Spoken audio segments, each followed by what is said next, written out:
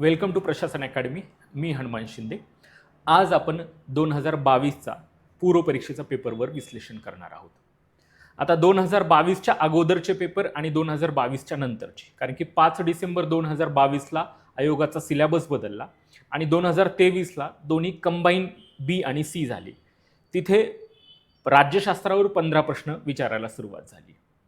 त्याच्या अगोदर राज्यशास्त्रावर 10 प्रश्न विचारली होती का, तर ती 10 प्रश्न होती. म्हणून 2022चा जो पेपर आपल्याला बघायचा आहे आणि 2022च्या प्रश्नपत्रिकेमध्ये प्रश्न क्रमांक 16 पासून आपल्याला प्रश्नांचे विश्लेषण करायचे आहे.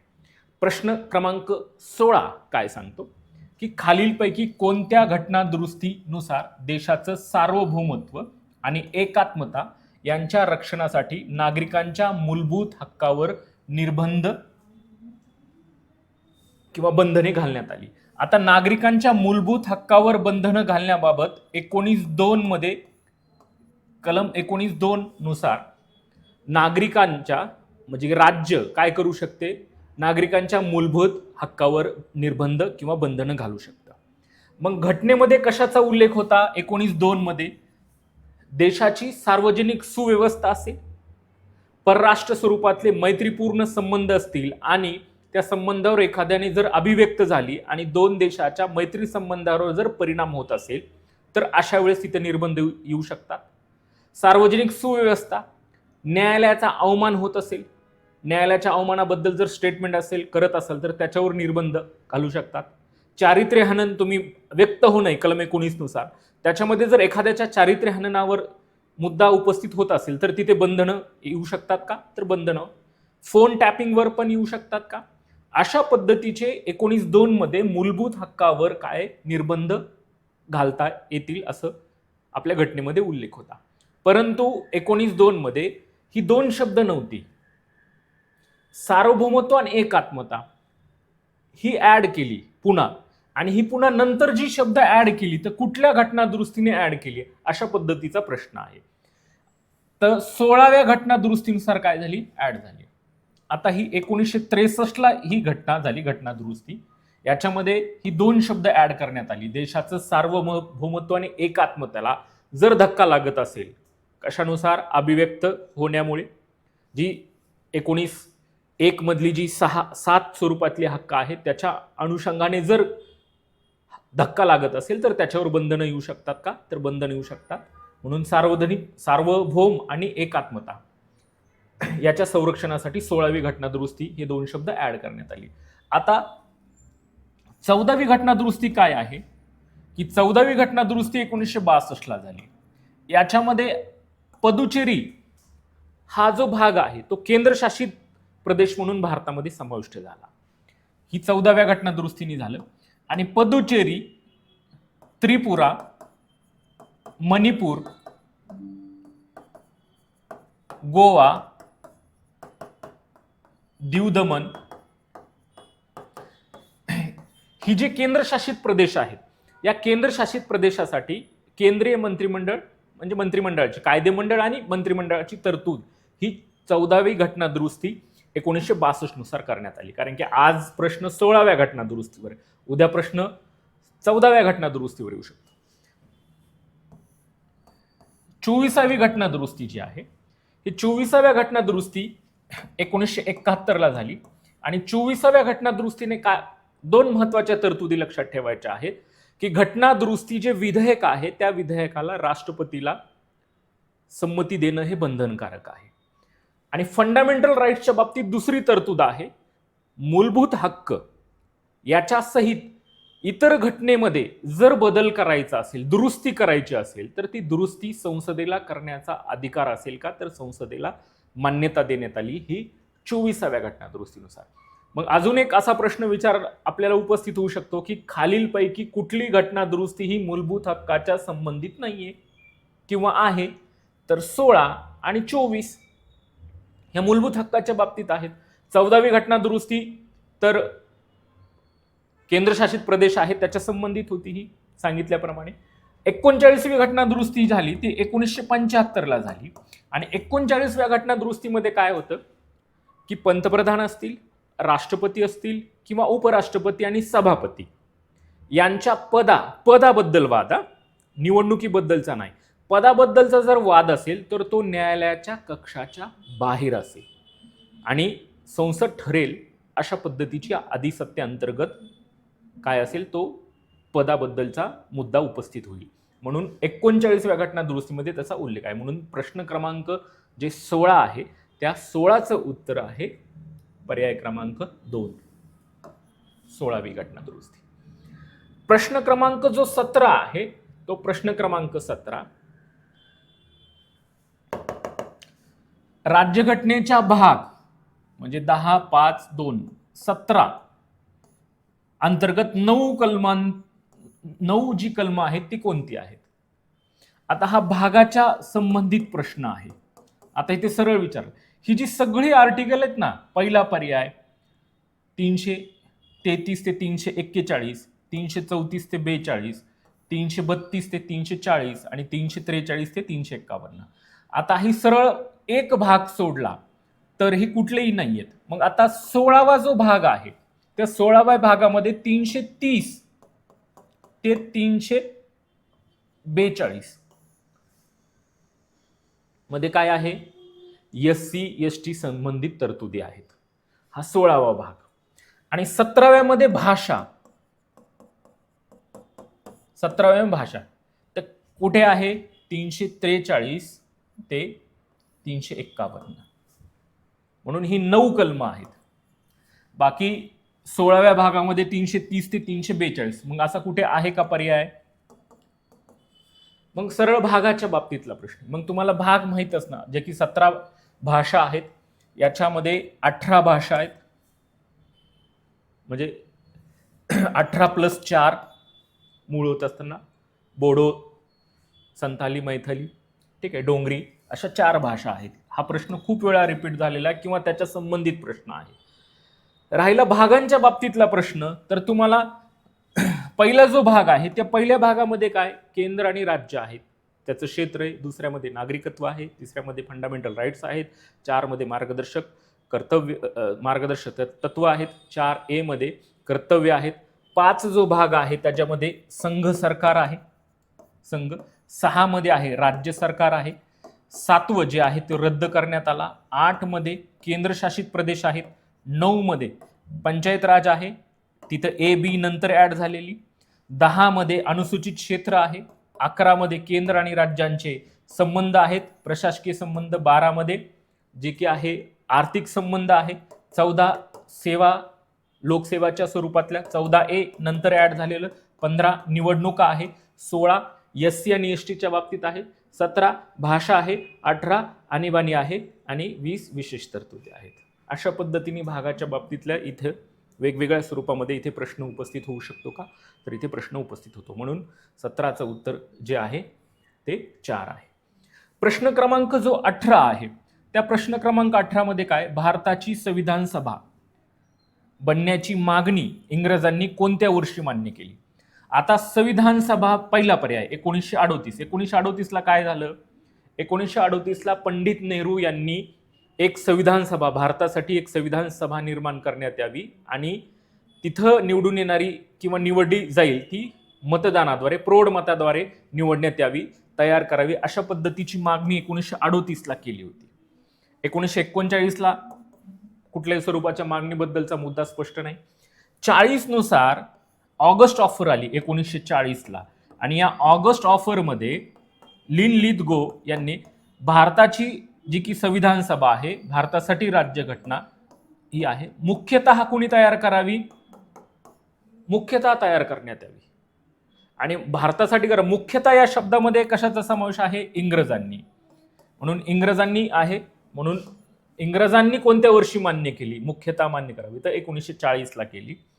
क्रिप्स योजना 1942 मध्ये पूर्णतः भारतीयांनी तयार करावी अशा पद्धतीची मागणी होती. म्हणून उत्तर पर्याय क्रमांक 3 आहे, पूर्णतः भारतीयांनी तयार करावी घटना, क्रिप्स योजना, मुख्यतः तयार करण्यात यावी म्हणजेच कुणी, त्याच्यात इंग्रज हा शब्द आहे, म्हणून 1940. म्हणून 18चं जे उत्तर आहे ते 3 आहे.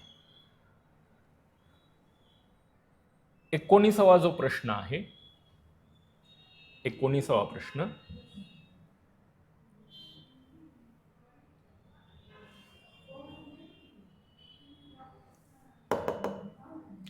भारतीय लोक आपल्या देशाचे प्रशासन किती उत्तम प्रकारे चालू शकतात हे पाहण्यासाठी 30 ते 32च्या दरम्यान लंडनमध्ये किती गोलमेज परिषदा झाल्या. आता ही गोलमेज परिषद ज्यावेळेस भारतामध्ये सायमन कमिशन आलं होतं, त्या सायमन कमिशनचा जो अहवाल आहे त्या अहवालावर विचार विनिमय करण्यासाठी या परिषदा भरल्या होत्या. या 3 परिषदा भरल्या होत्या. या 3 परिषदामध्ये एकमेव व्यक्ती अशी होती की ती तिन्ही परिषदेला हजर होती, ती म्हणजे B.R. आंबेडकर. दुसऱ्या परिषदेला कोण होती तर गांधीजी हजर होती. आणि दुसऱ्या परिषदेनंतर आपल्याकडे गांधी आंबेडकर करार, त्याला पुणे करार अशा पद्धतीचा उल्लेख आहे, म्हणून तो झाला होता. म्हणून ह्या गोलमेज परिषदा 3 झाल्या होत्या. तिन्हीला B.R. आंबेडकर हजर होती. गोलमेज परिषदा कशासाठी झाल्या होत्या, जो सायमन कमिशनचा जो अहवाल होता त्या अहवालावर विचार करण्यासाठी ह्या परिषदा झाल्या होत्या. म्हणून 19चं उत्तर आहे पर्याय क्रमांक 3. प्रश्न क्रमांक जो 20 आहे, 20, भारतीय संविधानाच्या कलम 154 प्रमाणे राज्याची कार्यकारी सत्ता यांच्याकडे देण्यात आलेली आहे. आता कलम 54 हे कशाच्या संबंधित आहे, राज्यपालाच्या संबंधित आहे. सरळ सरळ माहिती आहे, उत्तर आहे. मग राज्यपालाच्या बाबत खूप सारे प्रश्न आहेत. 153 ते 162 मध्ये राज्यपाल आहेत आणि 163 मध्ये त्यांचे स्वविवेक अधिकार आहेत. जसं 153 काय सांगतं, 153 की एक राज्य असेल त्या राज्यासाठी एक काय असतील, राज्यपाल असतील. परंतु 7वी घटना दुरुस्ती 1956 नुसार एक राज्यपाल अनेक राज्यासाठी काय असतील, किंवा एक राज्य किंवा एक केंद्रशासित प्रदेशासाठी राज्यपाल असतील. 154 नुसार त्याचं काय आहे, शक्तिशाली शान आहे. कुणाचं, राज्यपालाचं. म्हणजे राज्यपालाच्या नावाने कारभार चालेल, ते अधिकाऱ्यामार्फत चालवतील 154 मध्ये. 155 नुसार त्यांची काय आहे, नेमणूक आहे. पुढे पण प्रश्न विचारलेत, नेमणूक आहे आणि निवडणूक नाही, नेमणूक आहे, राष्ट्रपती करतात. 56 नुसार त्यांचा कार्यकाल आहे 5 वर्ष, राष्ट्रपतीची राष्ट्रपती. 157 नुसार काय आहे, पात्रता आहेत. 158 नुसार त्यांच्या पदाच्या शर्ती आहेत. 159 नुसार काय आहे, शपथ आहे त्यांची. 160 नुसार आकस्मिक परिस्थितीत त्यांना अधिकार आहेत किंवा कर्तव्य पार पडायची. 161 नुसार माफीचा अधिकार आहे, फाशी सोडून. ठीक आहे. 162 नुसार राज्याच्या अधिकाराच्या व्याप्ती संदर्भात आहे. आणि 163 जे आर्टिकल आहे, 163 नुसार स्वविवेक अधिकार आहे. जर एखाद्या पक्षाला स्पष्ट बहुमत नसेल तर जो सर्वात मोठा पक्ष आहे त्याला ते आमंत्रित करून मुख्यमंत्री करू शकतात का, तर मुख्यमंत्री करू शकतात. अशा स्वविवेक अधिकार आहे. म्हणून 153 ते 162 मध्ये काय आहे, राज्यपाल आहे. आज प्रश्न 154 बद्दल विचारलाय, 153 बद्दल पण प्रश्न विचारलेला आहे. ठीक आहे. म्हणून आपल्याला ही कलम माहित असावीत. राहिला पर्यायाचा प्रश्न. पहिला जो पर्याय आहे तो मुख्यमंत्री. मुख्यमंत्री 164 नुसार मंत्र्याची काय आहे, मंत्र्याबाबत तरतुदी आहे. जसं 163 आर्टिकल काय सांगतं, 163 की राज्यपालांना सहाय्य करण्यासाठी मंत्रिमंडळ असेल. 164 नुसार राज्यपाल काय करतील, कुणाची नियुक्ती करतील, मुख्यमंत्र्यांची नियुक्ती करतील. म्हणून मंत्रिमंडळाचा जो मुद्दा येतो तो 164 अंतर्गत मंत्रिमंडळ. म्हणून 20चं जे उत्तर आहे, कार्यकारी सत्ता कुणाकडे असेल, राज्यपालाकडे असेल. राज्यपालाच्या नावाने कारभार चालेल. वास्तविक प्रमुख जो मुख्यमंत्री, कारभार जो चालला तो कुणाच्या नावाने चालेल, राज्यपालाच्या नावाने चालेल. म्हणून 20वा प्रश्न. प्रश्न क्रमांक 21.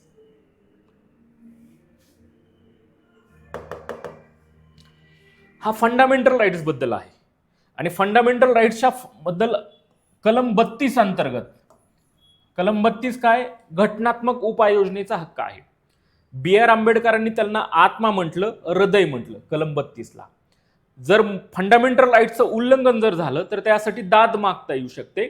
ती दाद मागताना कलम 32 अंतर्गत सुप्रीम कोर्टामध्ये आणि 226 नुसार हायकोर्टामध्ये. मग सुप्रीम कोर्ट न्यायालय रिट्स काढू शकतं किंवा प्राधिलेख काढू शकतं. त्या प्राधिलेख एकूण 5 प्रकारचे काढू शकतं. त्या जोड्या आहेत, त्या संबंधित आहे. म्हणजे बंदी प्रत्यक्षीकरण. काय बंदी प्रत्यक्षीकरण, to have the body, habeas corpus आहे असं उपलब्ध, म्हणजे आहे असं व्यक्तीला 24 तासाच्या आत न्यायालयासमोर काय करायचे, हजर करायचे. त्याचा अर्थ काय की 24 तासाच्या आत हजर करायचं. कुठे एखाद्या व्यक्तीला जर अटक केली असेल तर त्याची अटक केलेलीची कायदेशीरता तपासण्यासाठी, त्याला जर अटक केले, कायदेशीररित्या अटक जर केलेलं असेल तर न्यायालय काय करेल, ते पोलिसांकडे सुपूर्द करेल. आणि बेकायदेशीररित्या जर अटक केलेलं असेल तर न्यायालय पोलिसांना दंड करेल. आता 24 तासाच्या आत त्याला जर हजर केलं नाही तर मग न्यायालयामध्ये जाऊन, म्हणजे उल्लंघन झालंय तर मग न्यायालयामध्ये तुम्ही जाऊ शकता. न्यायालय केल्यानंतर मग न्यायालय रिट्स काढेल. लक्षात आलं. मग त्याची तपासणी करायची, कशाची, कायदेशीररित्या किंवा बेकायदेशीररित्या काय केले, अटक केलेला आहे किंवा नाही. कुणाविरुद्ध काढेल, सरकारी प्राधिकरण आणि खासगी व्यक्तीच्या विरोधात पण काढलं जाईल का, तर दोन्ही विरोधात काढलं जाईल. कोण काढेल, न्यायालय काढेल. आणि कधी काढेल तर मी सांगितलंय. म्हणून बंदी प्रात्यक्षिकरण काय आहे की अटकेची कायदेशीर तपासणी करणं. परमानदेश, आज्ञा देणं. काय करायचंय, आज्ञा द्यायची आहे. म्हणजे आज्ञा द्यायची आहे काय, एखादं सरकारी प्राधिकरण असेल, महामंडळ असेल, त्यांच्या विरोधात काढेल.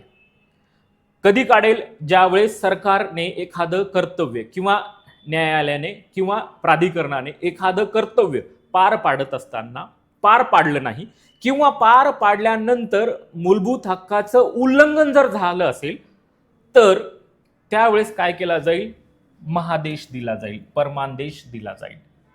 काय दिला जाईल, दिला जाईल. म्हणून काय आहे, अधिकाऱ्याचं कार्य जे की आहे, कार्य करण्याबाबत त्याला तपास करण्याबाबतचा मुद्दा आहे. अधिकार पृष्ठा हे कोणाच्या विरोधात काढलं जाईल, न्यायालय काय करेल की एखाद्या व्यक्तीने बेकायदेशीररित्या पद धारण केलं असेल, त्या बेकायदेशीररित्या पद धारण करण्यापासून पण प्रतिबंध करण्याबाबत अधिकार पृष्ठा होऊ शकते का, तर होऊ शकते. म्हणून पदाची काय आहे, कायदेशीरता तपासण्यासाठी आहे. आणि उत्प्रेषण म्हणजे काय की एखाद्या निर्णय कनिष्ठ न्यायालयाकडून वरिष्ठाकडे काय करायचं आहे, हस्तांतरण करण्यासाठी काय केलं जाईल, उत्प्रेषण केलं जाईल. म्हणजे खटला कनिष्ठ न्यायालयाकडून वरिष्ठ न्यायालयाकडे हस्तांतरित करायचा आहे. याच्यासाठी काय केलं जाईल, उत्प्रेषण, त्यालाच आपण काय म्हणू, प्राकर्षण असेल. आणि प्रतिबंध ही एक 5व्या स्वरूपातली रीट काढली जाते, ते फक्त न्यायालय काढतं. कोण काढतं, न्यायालय काढतं. कनिष्ठ न्यायालय किंवा प्राधिकरणासाठी काढतं. मग ते कधी काढेल, तर एखाद्या अधिकार क्षेत्रासाठी काय करता येईल, उल्लंघन करण्यापासून प्रतिबंध करण्यासाठी काढली जाईल का, तरी अशा पद्धतीची रीट्स काढली जाईल. म्हणून इथे प्रश्न विचारलाय का, तर इथे प्रश्न विचारलेला आहे कलम 32च्या अंतर्गत. परत सांगतो कारण की इथे प्रश्न महत्वाचा आहे, इथे विचारू शकतात म्हणून सांगतो की बंदी प्रात्यक्षिकरण, टू हॅव द बॉडी, 24 तासाच्या आत हजर केल्यानंतर, त्याला अटक केल्यानंतर त्याची अटक केलेली कायदेशीरता, बेकायदेशीररित्या अटक केलंय का किंवा कायदेशीररित्या अटक केलंय, त्याच्यासाठी अटकेची कायदेशीर तपासणी करायची.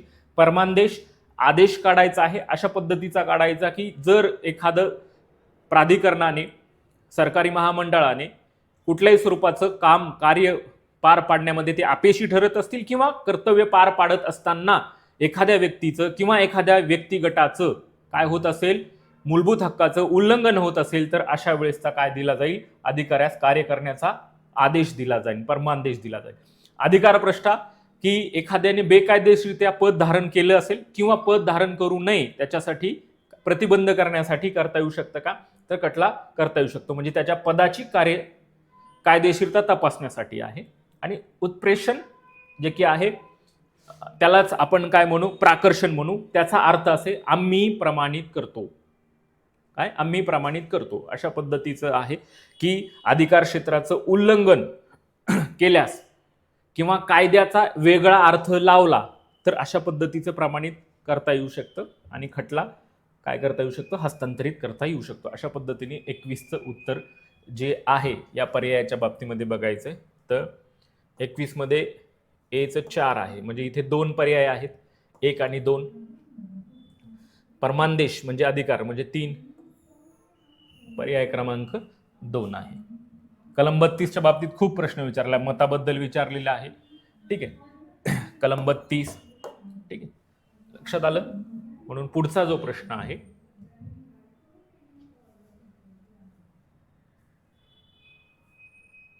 22वा प्रश्न, हा तर जशाच तसा रिपीट झालाय, 2025च्या एक्झाम मध्ये विचारलेला होता. वाक्य पण बदललं नाहीये.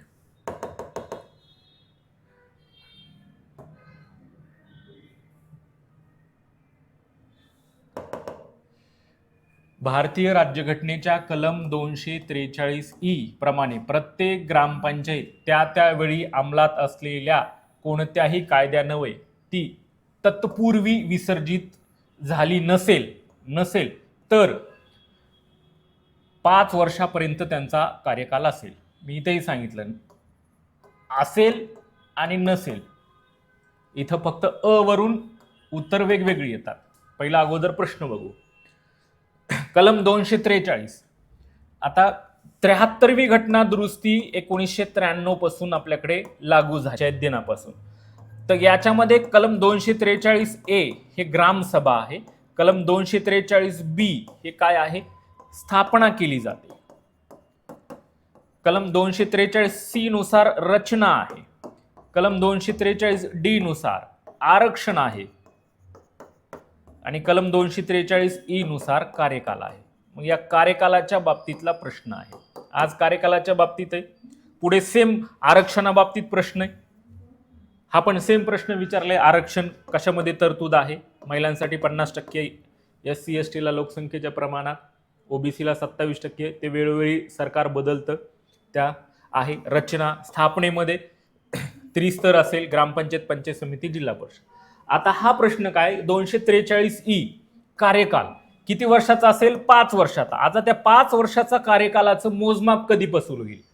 निवडणूक निकाल जाहीर झाल्यापासून नाही,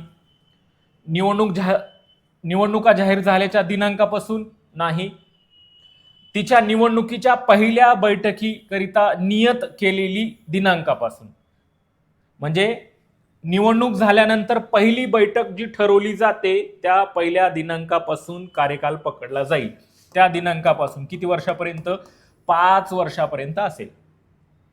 आता ही जर ग्रामपंचायत आहे, ही ग्रामपंचायत 5 वर्ष कालावधी, उदाहरणार्थ 2 वर्षानंतर किंवा 3 वर्षानंतर अविश्वासाचा ठराव मांडला किंवा कुठल्या काही कारणामुळे ती विसर्जित झाली, बरखास्त झाली, तर तिचा कालावधी किती असेल, तर तिचा उर्वरित कालावधी असेल. ती 5 वर्ष असेल का, नाही. म्हणजे ती 3 वर्षानंतर विसर्जित झाली तर तिचा उर्वरित कालावधी किती वर्षाचा असेल, 2 वर्षाचा असेल. आता इथे तत्पूर्वीच विसर्जित झाली असेल तर तिचा कालावधी 5 वर्षापर्यंत असेल का, नसेल, हे लक्षात राहू द्या. दुसरी गोष्ट, 5 वर्ष शिल्लक असताना, म्हणजे 5 वर्षाचा कालावधी आहे, यामध्ये जर 6 महिने शिल्लक असतील कार्यकालात तर त्यावेळेस पुन्हा निवडणूक घेतली जाणार नाही. या तरतुदी कलम 243E मध्ये आहे. ठीक आहे. म्हणून सरपंचावर प्रश्न आहे, ग्रामपंचायतीवर प्रश्न आहे, ग्रामसेवकावर प्रश्न. म्हणजे ग्रामीण प्रशासनामध्ये काय बघायचंय, ग्रामपंचायत, पंचायत समितीवर नाही, जिल्हा परिषदेवर तुरळक स्वरूपामध्ये असल्या. म्हणून 22वा प्रश्न. 23वा प्रश्न आहे,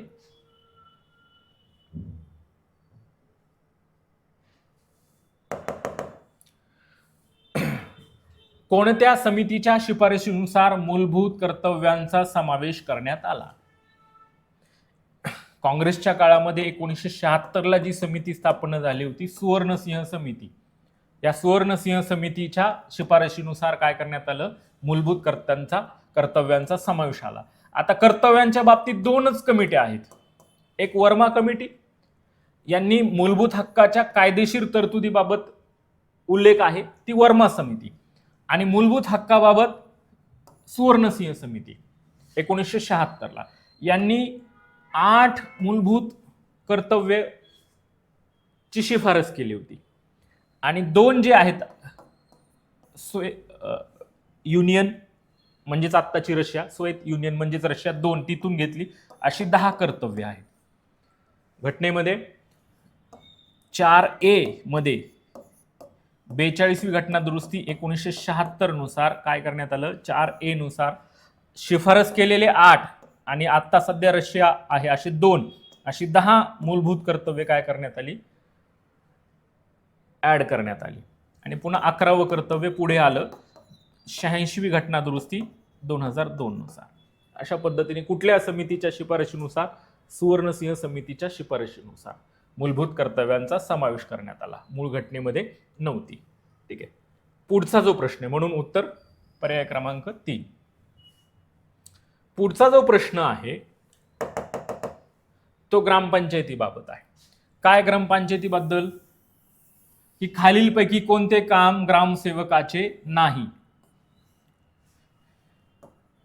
नाही आहे म्हटलं, नाही म्हटलं प्रश्न. आता प्रश्न विचारलाय नाही, तर ग्रामसेवक हा ग्रामपंचायतचा सचिव असतो, प्रशासकीय प्रमुख असतो. काय असतो? प्रशासकीय प्रमुख असतो. म्हणून त्याला काय कामं करावीत? की ग्रामपंचायतचा निधीचा योग्य वापर, प्रशासकीय प्रमुख आणि सचिव येतो, योग्य निधीचा वापर करायचा आहे, ग्रामसभेचा अहवाल तयार करायचा आहे, ग्रामसभेचा. ठीक आहे. ज्या ग्रामसभा होतात, एकूण 4 ग्रामसभा होतात, त्यांचा अहवाल तयार करायचा. आपल्या कामाचा अहवाल 3 महिन्यातून एकदा बीडीओला द्यायचा आहे, ब्लॉक डेव्हलपमेंट ऑफिसरला. आणि शासनाने निर्धारित केलेल्या विविध कराची वसुली पण कोण करतात? प्रशासकीय प्रमुख असतात, सचिव असतात, त्या ग्रामपंचायतीचे. म्हणून हे तिन्ही कामं कुणाला करावी लागतात? ग्रामसेवकाला करायची. मग ही आहेत त्यांची कामं, नाही येत नाही असं होत नाही. म्हणून यापैकी नाही, ही सर्व कामं त्यांना करावी लागतात. ते ग्रामपंचायतचे प्रशासकीय प्रमुख आहेत. ठीक आहे. सचिव म्हणून ते काम करतात. गावातील जन्ममृत्यूची नोंद ठेवणं, विवाहाची नोंद ठेवणं, हे काम कुणाचं आहे? ग्रामसेवकाचं आहे का?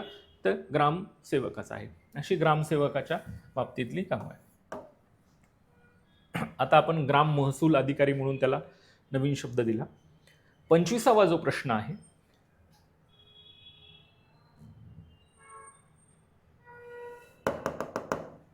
तो म्हणजे कोणत्या घटना दुरुस्तीने 11वं कर्तव्य? बघा, तोच प्रश्न अल्टरनेट झाला. काही फक्त 11वं कर्तव्याच्या बाबतीतच आहे, नंतर समाविष्ट करण्यात आलं. 4A कितव्या? 42व्या घटना दुरुस्तीने ऍड झालं. 42व्या घटना दुरुस्तीने ऍड झालं. ठीक आहे. त्यावेळेस किती कर्तव्य होती? 10. त्यात सांगितले 8 आणि 2. 11वं कर्तव्य जे काय आहे? 86व्या घटना दुरुस्तीने 2002 ला, 12 डिसेंबर 2002 ला 11वं कर्तव्य करण्यात आलं. ठीक आहे. त्यामध्ये 51A ते K मध्ये दिलंय. मग पुढे जे ऍड झालं की 86व्या घटना दुरुस्तीने 12 डिसेंबर 2002 ला 11वं कर्तव्य काय करण्यात आलं? 6 ते 14 वयोगट आहे, त्या वयोगटातील मुलामुलींना शिक्षण देणं, ते पाल्यांना शिक्षण देणं हे पालकांचं कर्तव्य आहे. कलम 45च्या शब्द रचनेमध्ये काय केला? बदल केला 86व्या घटना दुरुस्तीने. 86व्या घटना दुरुस्तीने काय झालं? कलम 21A मध्ये मूलभूत हक्क ऍड करण्यात आला. 6 ते 14 वयोगटातील मुलामुलींना शिक्षण हे सक्तीचं. 45च्या शब्दामध्ये काय, शब्द रचनेमध्ये काय झाला? बदल झाला. आणि 4 भाग ए मध्ये 11वं कर्तव्य झालं. म्हणजे लक्षात घ्या की 86व्या घटना दुरुस्तीमध्ये 3ऱ्या भागामध्ये काय बदल झाला, 4थ्या भागामध्ये काय बदल झाला आणि 4A मध्ये काय बदल झाला, अशा पद्धतीचा 86वी घटना दुरुस्ती आहे. आता पर्याय क्रमांक 52 जर विचार केला, दुसरा जर विचार केला, याचं उत्तर आलं लक्षात 4. तर 52वी घटना दुरुस्ती आहे ती 80ला नाही झाली बघा, 1985ला झाली. म्हणून आणि 62वी घटना दुरुस्ती जी आहे ती 62वी घटना दुरुस्ती 79ला झाली. ठीक आहे. म्हणून 25वा जो प्रश्न आहे त्या 25व्या प्रश्नाच्या बाबतीमधला हा मुद्दा आहे. इथे 11वे मूलभूत कर्तव्य आयोगाने प्रश्न कर्तव्याबद्दल पण विचारलीत. कर्तव्य मग तुम्हाला 10+1 अशी 11 कर्तव्य माहीत पाहिजे. त्याचा क्रम पण विचारलाय, चढता क्रम, उतरता क्रम. ठीक आहे. म्हणून तुम्हाला 11 कर्तव्य माहीत पाहिजे. मार्गदर्शक तत्वावर पण प्रश्न विचारलाय, मार्गदर्शक तत्वांचा क्रम आहे आणि फंडामेंटल राईट्सवर तर प्रश्नच आहेत. म्हणून 12 ते 51 हे आर्टिकल तुम्हाला माहीत पाहिजे. तिथं 3 प्रश्न आहेत का, तर 3 प्रश्न आहेत. म्हणून 2022चा जो पेपर आहे या पेपरमध्ये ही 10 प्रश्न विचारलीत. या प्रश्नांचं आपण विश्लेषण केलेलं आहे पण व्यवस्थित स्वरूपामध्ये. आता 23 नंतर पॅटर्न बदलला, मी सांगितलंय तुम्हाला की 15 प्रश्न आहेत. म्हणून आत्ता सध्या जर विचार केलं तर 15 प्रश्न आहेत आणि सोपे प्रश्न असतात. मी प्रत्येक व्हिडिओमध्ये तुम्हाला सांगत आहे की हे वेळेचं नियोजन आहे, प्लॅनिंगच महत्त्वाचे आहे. प्रश्न खूप सोपे आहेत आणि स्कोरिंग सब्जेक्ट आहे. तो एक क्षेत्र ठरलंय. तुम्ही जर पूर्ण प्रश्नपत्रिका जर बघितल्या तर एक क्षेत्र ठरले, त्या क्षेत्राच्या बाहेर काही नाही आहे. ते टॉपिक आहे, त्याच्या बाहेर प्रश्न विचारले नाही. त्याच्या संदर्भात भाषा, ते कधी भाषा विचारतात, कधी भाषेच्या संबंधितलं भाग विचारतायत. ग्रामपंचायतच्या बाबतीमध्ये सरपंचाचे अधिकार विचारतात, सरपंचाच्या बाबतीत विचारतात, ग्रामसेवक विचारतात. असं राष्ट्रपती आहे, राज्यपाल आहे, की असे जे आहेत काही खूप असं क्षेत्र ठरलेले आहेत. ते व्यवस्थित स्वरूपात करणे प्रश्न अवघड नाहीये. खरी परीक्षा आहे, खरा ट्रॅप आहे तो वेळेचा आहे, वेळेचं नियोजन आहे. रोज 100 प्रश्न सोडवा. ठीक आहे. नजर मरेल प्रस्ताव, हळूहळू तुमची प्रश्न वाचण्याची स्पीड वाढली पाहिजे. त्याने तुम्हाला प्रश्न लवकरात लवकर सोडवता येतील. थँक्यू.